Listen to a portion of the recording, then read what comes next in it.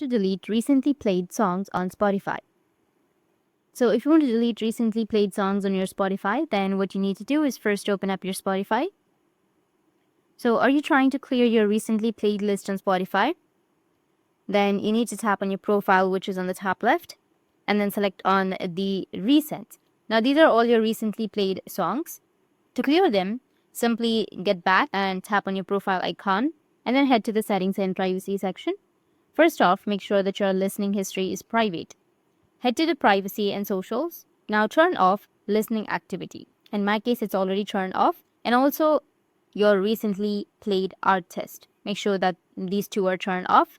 Now get back and select on about, which is on the bottom. Tap on about and support, and then click on support, and it will take you to the browser.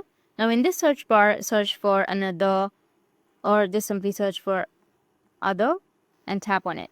You'll see an option of help article. You need to tap on help article. Now scroll down and then click on the thumbs down button. Still scroll down and mark on other. Spotify will share with you this submission box. Now write to Spotify telling them to delete your recently played songs and to instantly clear all of your recents. Once done, tap on submit.